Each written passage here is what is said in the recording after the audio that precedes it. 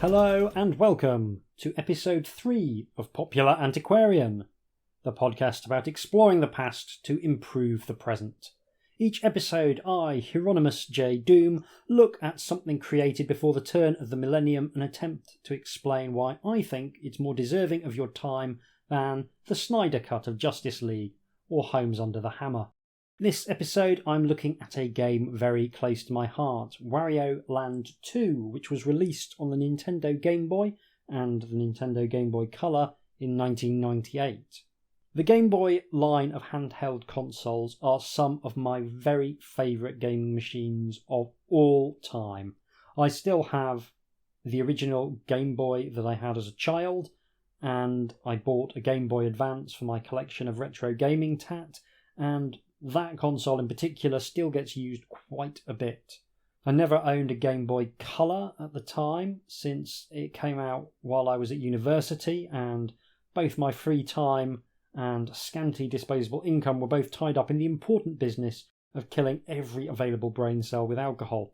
I got into retro gaming in a big way in my 30s when it became clear that I wasn't going to be able to afford a current generation console, and I absolutely fell in love with the Game Boy Color.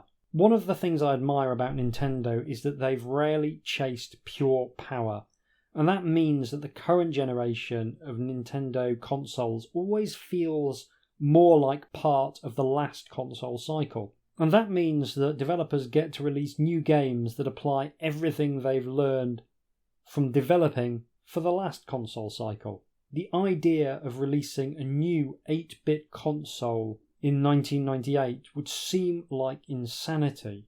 The PlayStation had been out for 4 years by that point, but Nintendo had proved that battery life and good games could make power almost irrelevant in the handheld market. The Nintendo Entertainment System had come out in 1983, which meant the Japanese publisher had 15 years of experience with the abilities and limitations of 8-bit processors by the time the Game Boy Color came around. I think there's a lot to be said for creative endeavours that are circumscribed by limitations. It's a theme that's going to crop up repeatedly in this podcast. Artistic freedom is fantastic, but I feel that the very best art is often produced by people working within some kind of limits. Whether that's hard limits, like the processing power of a humble console, or soft limits, like the conventions of a genre. Wario Land 2 is a sequel to Wario Land, Super Mario Land 3, itself a sequel to Super Mario Land 2, itself a sequel to Super Mario Land, which was a launch title for the Game Boy all the way back in 1989. Wario was originally the antagonist in Super Mario Land 2 and was a kind of evil reflection of everyone's favourite plumber turned full-time hero. The notion of a bad guy who reflects an alternate take on a hero has a long lineage in art and culture. Perhaps the most famous example of this trope is Bizarro, Superman's inverted alter ego whose presentation is both surreal, humorous, and somehow oddly tragic. You can see elements of this same trope at work in Robert Louis Stevenson's The Strange Case of Dr. Jekyll and Mr. Hyde. There are elements of doubt in that story. There are suggestions that Hyde does not represent quite such a radical deviation from the character of Henry Jekyll as the Doctor would like the readers to believe. And that's something that you can explore very much with characters who are distorted reflections of heroes. They can reveal something potentially about the original hero. In the case of Wario, I think to an extent he reveals the latent greed inherent in Mario's depiction in his early games. As is often the case, you can trace the development of the platform itself through the games in the Mario Land series, despite them all being fundamentally side-scrolling platform games. In Super Mario Land, you are presented with a tiny version of Mario, which owes more to his appearance in Super Mario Bros. For the NES than his subsequent appearances. Just as Super Mario 3 represented a graphical leap forward for Mario on the NES, Super Mario Land 2 on the Game Boy gave us a much more characterful version of the sprite than that first handheld game. In the first Mario game for the Game Boy, the designers were keenly aware that the size of the screen was extremely small and focused their attention on creating a game where you could see a decent portion of the gaming world. This created the illusion that you were peering at a Mario game from a great distance. By the time the sequel came around, the capabilities of the Game Boy were becoming much more obvious, and it was clear that good level design could mitigate the small screen sufficiently to allow for larger sprites that looked more sophisticated. It was also clearly possible to bring over elements from Super Mario Bros. 3 and Super Mario World, which would allow players to return to previously beaten levels and hunt for collectibles and secrets. Super Mario Land 2 proved you could have a premium feeling Mario experience on Nintendo's humble handheld hardware. It also gifted us with Wario, a gift which I feel humanity at large has been insufficiently grateful for over the last 30 years. Wario Land, Super Mario Land 3 being Wario's first solo game. It is really complicated keeping track of all of these different games with deeply similar names, was an interesting game. Aside from giving us the chance to play as Wario, previously only an antagonist, it took the opportunity to create something which simultaneously felt familiar to people who had played Mario games, but also something which had its own identity. This makes sense both creatively and from a business perspective. While the Game Boy had shown that it could create an experience that rivaled the best 8-bit Mario games, the release of Super Mario World had moved the franchise forward considerably, and it had turned it into something that the Game Boy couldn't hope to emulate. There was a risk that Mario games on handheld would end up feeling like poor stepchildren of the premium 16-bit games currently on the market. One way to avoid direct comparisons is to move in a new creative direction. I always wondered whether there might have been legs in making Super Mario Land 3 a spiritual successor to the Western release of Super Mario Bros. 2, a Mario reskinned version of a pre-existing game that played very differently from anything else in the franchise, but that's a story for another day. By making Wario the focus, Nintendo were able to have a Game Boy game that felt recognisably part of the broader Mario franchise, while still retaining its own flavour and mechanics. This meant that Wario Land wouldn't be competing directly with 16-bit Mario games, and also presented an experience that you could only get on Game Boy. Wario, as presented in the first Wario Land game, had his own moveset and physics, while still retaining elements from his more heroic alter ego.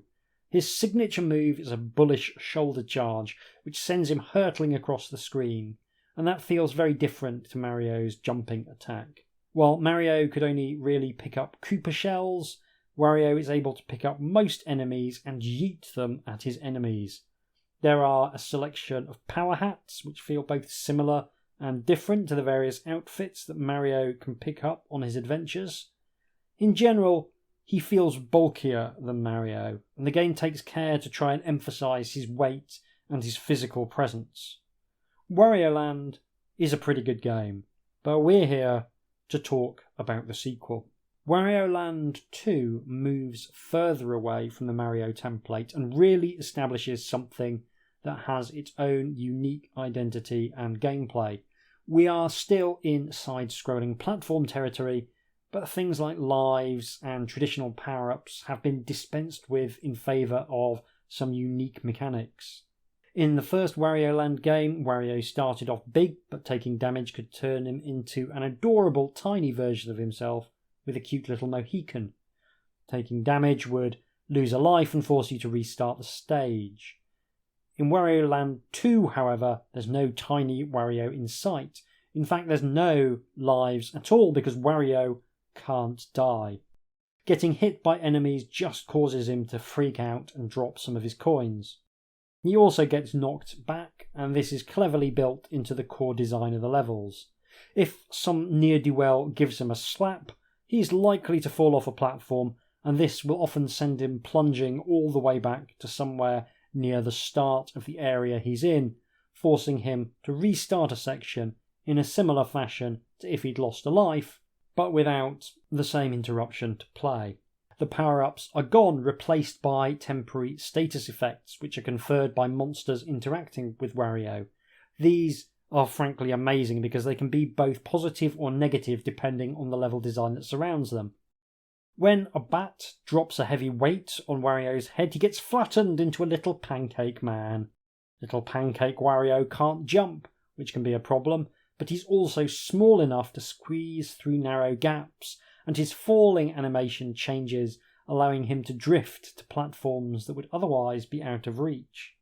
Being set on fire is a bit rubbish, or so I'm led to believe, but there's blocks that can only be passed by destroying them with fire.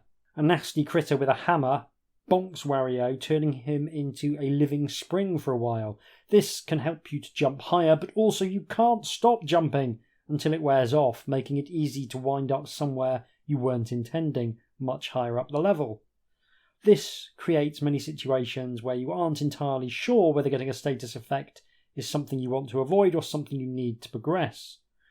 A traditional life structure would discourage you from experimenting until you'd exhausted all other options, but with no fear of death and the worst outcome being knocked back to the beginning of the level or sent on some kind of amusing detour, there's little downside to actually trying it out.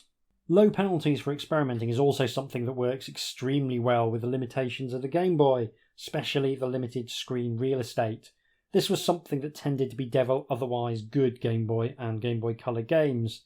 You could either have tiny sprites and see a decent amount of what was going on, or have larger and more characterful sprites and be faced with moments where you really didn't have enough information to make an informed decision about where to send your hero.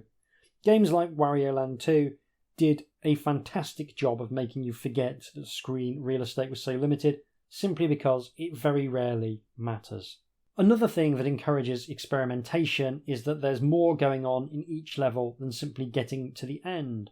Wario, as we'll discuss in a moment, is on a mission for treasure, and there's treasure hidden in each and every level. Some of them are fairly easy to find, but others require some lateral thinking or a bit of exploration to locate. The game is, unsurprisingly, fairly easy to beat. I replayed it on a couple of long train journeys and got to the end without issue. If you want to try and 100% it though, that's a whole other story. As well as finding all the treasures, there's also a mini-game at the end of each level which can award you a piece of a picture which you fill in gradually as the game progresses. It's a much bigger task, and one that could keep you playing for a long time, not least because the treasure minigame and the picture minigame both cost coins to play, meaning you're going to want to avoid getting hit by any monsters at all if you want a reasonable chance of getting through them all.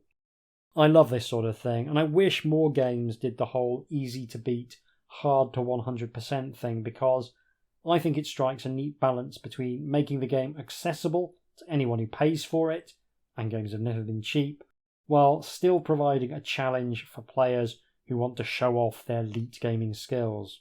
The only big issue is that neither of the minigames is especially compelling. The treasure one involves 8 face-down cards being simultaneously flipped over for a short time, and then the player needing to correctly identify the location of a specific card to win the treasure. That's not exactly thrilling, but at least there's some skill involved. The picture minigame involves trying to work out what number is being displayed. Paying 50 coins a time gradually reveals more of the number until you're certain what it is. The number is disambiguated slowly, and there's no real skill involved, beyond being able to recognise what numbers are, and the random nature of the disambiguation makes it frustrating, especially if you're short on coins. Those are minor quibbles, and honestly, I quite like a few, and I do mean a few, rubbish bits in games, because that variation in quality tends to concentrate your mind on just how good the rest of the game is. So that is Wario Land 2, a side-scrolling platformer with puzzle elements and a clever set of gimmicks that make it particularly suited to the Game Boy hardware. All of those elements make for a great game, but the thing that makes it one of my favourite games of all time is something more ephemeral, and that's Wario himself.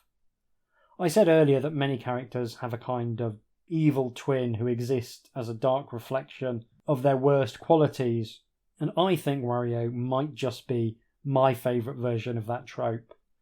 Mario has a kind of everyman charm. By a quirk of history, this dungaree-wearing Italian has ended up as one of the finest exemplars of the plucky video game hero. He's curiously out of place in almost every situation in which he appears, but it's that outsider quality that makes him such a compelling protagonist, because we, as the person playing the game, are also out of place in the wacky world of video games. While other video game heroes are products of the world in which they exist, Mario is always an insertion, and even today that makes him an oddly appealing surrogate for the player. Although he tends to be upbeat, he sometimes exhibits a subtle confusion or nervousness that suggests he's all too aware of the dangers of the world in which he finds himself, and this combination of qualities allows for a very strong identification with his adventures. Perhaps we too could stamp mushrooms to death if that could prevent a nightmare union betwixt a giant turtle and a broadly human-looking woman. Just imagine the children of this unholy marriage, born with shells but unable to bear the weight with their puny, all-too-human bodies. They would be begging for death before they were even 5 years old. It must be stopped. If Mario represents a cartoon everyman, then Wario represents the urge for self-gratification implicit in gaming writ large. While Mario has a slight plumpness that suggests an ordinary life, Wario has a big round beer gut that suggests vast appetites given their full head. He's not chubby, he's burly in a way that conveys a tremendous physicality. Whereas Mario's motivations are those of a hero, Wario is motivated by his overwhelming greed and desire for status. He doesn't want to save the world, he wants to create a massive castle that will outshine Mario's home, and he wants to fill it with treasure because that's another marker of status. He's greedy and venal, but also possessed of a tremendous liveliness. He comes across as someone utterly consumed by the moment. Where Mario sometimes seems hesitant, Wario always conveys a vigorous commitment to whatever course of action he's currently engaged in. He comes across as completely and unapologetically alive. This is brought out beautifully in Wario Land 2. His resting expression is a wide, toothy grin which mingles both joy and anger in equal parts. He's simultaneously furious at the world and having the absolute best time. His sprite has been considerably reworked for this game, and it heightens everything about him. His jump has a smoother arc, and his shoulder barge feels even more powerful. You get a profound impression of someone hurling their entire body forward, and damn the consequences. Mario's the sort of person you might run into in Marks and Spencer's buying sensible shoes for a weekend in the south of France. You might chat about the football and ask how the wife is doing. Wario's the sort of person you might run into in a Wetherspoons ordering 5 vodka Red Bulls and then run into again 4 hours later at a late night takeaway trying to fight the enormous mixed doner kebab he's just bought. They're both relatable experiences in their own way. It's just that Wario represents the kind of people we might be if we didn't think about any decision for even a moment, but committed to those decisions absolutely. It's an amazing thing to be able to suggest so much character from a mere handful of pixels, and without Wario ever speaking a single word of dialogue, but it's one of the most important elements of video game character design. Unlike traditional media, video game characters are defined by what they do more than the things they say, and there's a real art to conveying that. For another example, you can look at the LEGO Star Wars games, another masterclass in character design. To be able to distill the essence of those characters into simple LEGO form and have them be instantly recognisable through the way they move and the way they act is a fantastic accomplishment. You could paste the animations onto generic Lego figures and they'd still be instantly recognisable. And I'm a sucker for this kind of character building. I'm someone with very little patience for cutscenes and dialogue in video games. If I want to watch a movie, I'll watch a movie. I see video games as games, first and foremost, and I tend to actively resent periods of downtime when I'm not being allowed to actually play the game. The flip side of this is that I love world and character building and storytelling that emerges from play itself. And Wario Land 2 is a wonderful example of exactly this kind of approach. To understand Wario, you have to become Wario, at least for a moment, and that's awesome. Okay, that's all for this episode. You can get in touch with me by emailing HJDoomRetroFun, all one word, @gmail.com. Don't forget that you can also listen to really quite a lot of episodes of my other podcast, Fantastic Fights, in which I play adventure game books out loud and talk in exhaustive detail about gamebook design. Thank you so much for listening. Take care, and I'll see you soon.